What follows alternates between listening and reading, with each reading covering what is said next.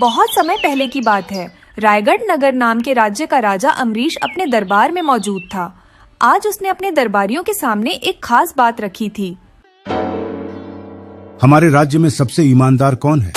ये सवाल सुनकर पहले तो दरबार में कुछ देर तक सन्नाटा छाया रहा और फिर मंत्री ने कहा, महाराज, वैसे तो आपके राज्य में सभी ईमानदार हैं, लेकिन असली ईमानदारी तो तभी पता चलती है जब व्यक्ति को कोई मौका मिले पर फिर भी वह छोड़ दे। वह एक कहावत है ना कि ईमानदार सिर्फ वह हैं जिन्हें मौका नहीं मिला। बात तो तुम्हारी सही है मंत्री, तो फिर कैसे पता लगाया जाए कि सबसे ईमानदार कौन है? क्योंकि मुझे अपने दरबार के लिए और अपने कुछ कामों के लिए एक व्यक्ति चाहिए जो ईमानदार हो। मुझे आदेश दीजिए महाराज, मैं पता लगा कर आऊंगा कि इस राज्य का सबसे ईमानदार व्यक्ति कौन है। ठीक है, तुम्हारे पास महीने भर का समय है। जाओ और जाकर एक ऐसे व्यक्ति को लेकर आओ जो सबसे ईमानदार हो अपनी सहायता के लिए। इस दरबार से तुम जिसको चाहो अपने साथ ले जा सकते हो। धन्यवाद महाराज। मंत्री अपना होलिया बदलकर एक दरबारी के साथ राज्य में ईमानदार व्यक्ति को ढूंढने निकल जाता है। इस दौरान उसे सोमू दिखता है। सोमू एक मोची था जो कि अपनी पत्नी सरिता और बेटी के साथ एक छोटे से घर में रहता था। वो लोग बहुत गरीब थे। सरिता, आज भी केवल 2 जोड़ी जूते ठीक करने का काम मिला। आप चिंता मत करो, हमारे पास अभी थोड़ा आटा और दाल बचे हैं, हम उसी से काम चला लेंगे। बाकी भगवान पर भरोसा रखो, वह सब ठीक कर देगा। पिताजी, आप परेशान मत हो, मुझे पता है आप बहुत मेहनत करते हैं और आपने ही बताया था कि मेहनत कभी बेकार नहीं जाती। बेटी, तेरी मासूमियत और हिम्मत ही मुझे जीने की ताकत देती है।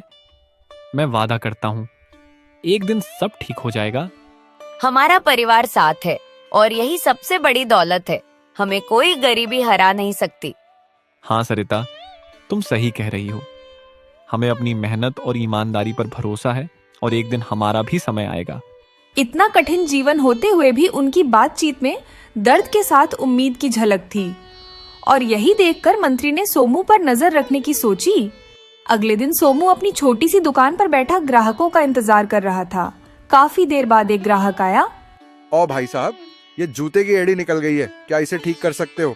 जी बिल्कुल, आप बैठिए, मैं अभी ठीक कर देता हूँ। सोमू ने बड़ी मेहनत और लगन से जूते की मरम्मत की। ग्राहक ने जूते को देखा और खुश होकर बोला, अरे वाह, बड़े अच्छे से ठीक किया आपने। ये लीजिए, ये आपकी मेहनत के पैसे हैं, लेकिन आप थोड़े और पैसे रख लीजिए। आपको देखकर लगता है कि आपको जरूरत है।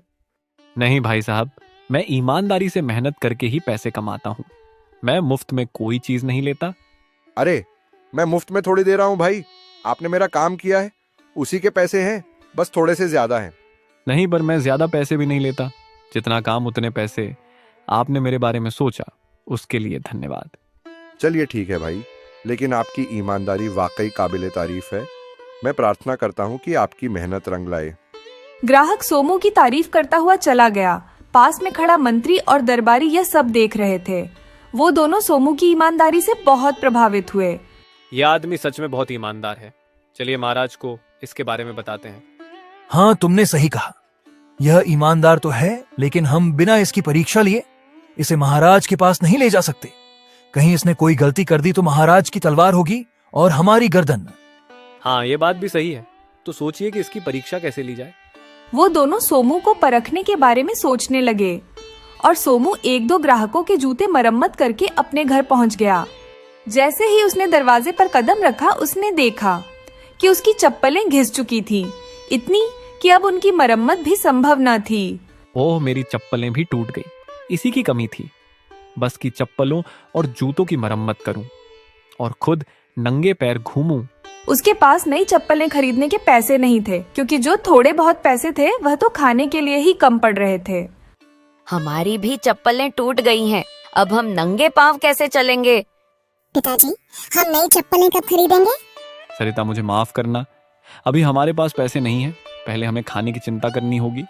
ए जी, आप चिंता मत करो, हम नंगे पांव भी रह सकते हैं, लेकिन भूखे नहीं।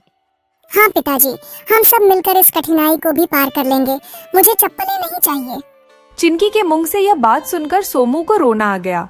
वो अपने आंसू छुपाने के लिए मुंह धोने लगा कि गरीबी ने उन्हें नंगे पांव चलने पर मजबूर कर दिया था और नंगे पांव चलने की वजह से चिंकी को ठंड लग गई और वह बहुत बीमार पड़ गई। सरिता, चिंकी की हालत बहुत खराब है, मैं वैद्य को बुलाकर लाता हूँ। सोमू दौड़ते हुए गया और वैद्य को बुला लाया। वैद्य जी, मेरी बेटी बहुत बीमार है, कृपया उसका इलाज कर दे। देखो सोमू, मैं मुफ्त में इलाज नहीं कर सकता, मेरा भी परिवार है। वैद्य जी, कृपया मेरी बेटी की जान बचा लीजिए। हमारे पास अभी पैसे नहीं हैं, पर हम जल्द ही चुका देंगे। वैद्य ने सिर हिलाते हुए मना कर दिया। ये देखकर सरिता ने अपना मंगलसूत्र निकालकर वैद्य के सामने रख दिया। ये लो, मेरे पास यही है, इसे रख लो और हमारी बेटी का इलाज कर दो। ठीक है।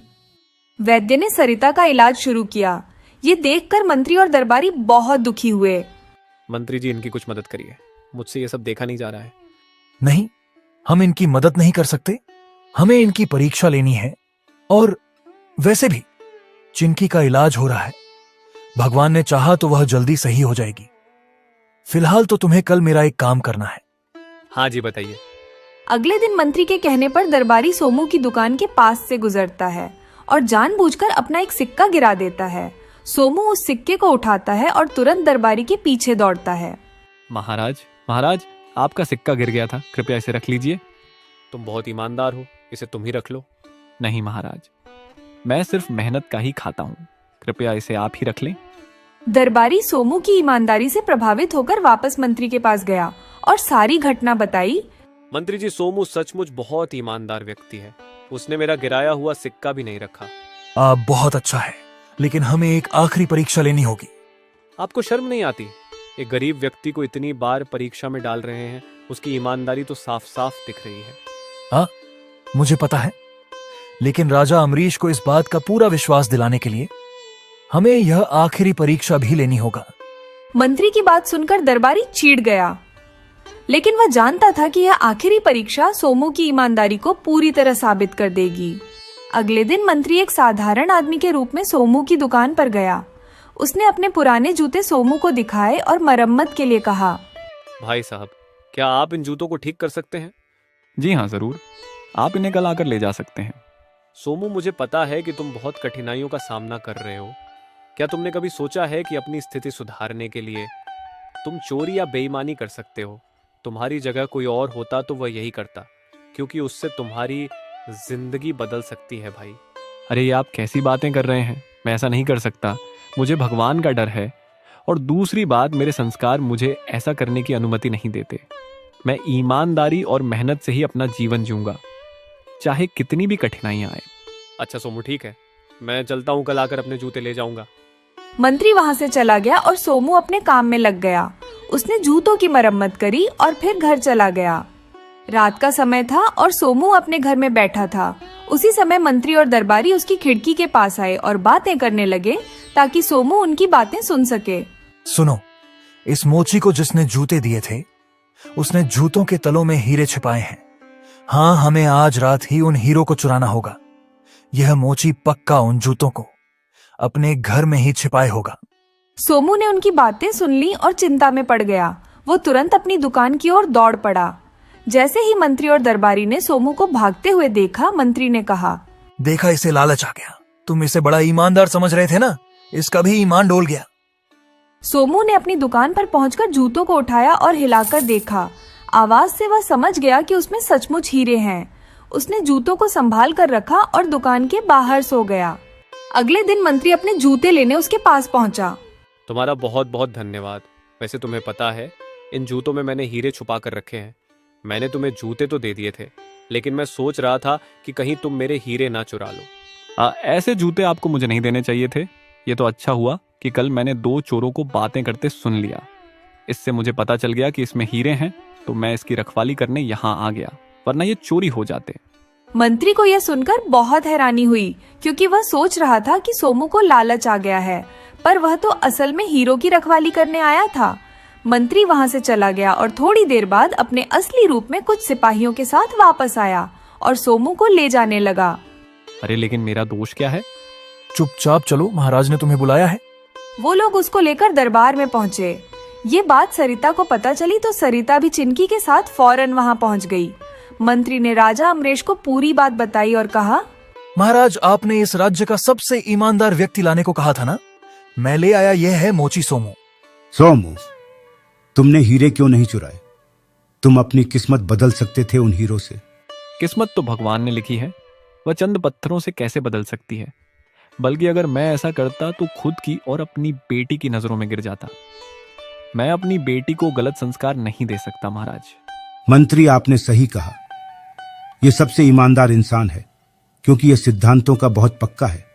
सोमू, आज से तुम मेरे राज्य के खजानजी और मेरे निजी सलाहकार हो। तुम्हारे परिवार की जिम्मेदारी मेरी।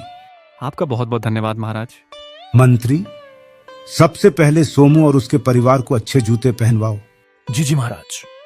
वाह, नए जूते। हाँ, नए जूते नन्ही गुड़िया। और अब कभी तुम नंगे पैर नहीं रहोगी।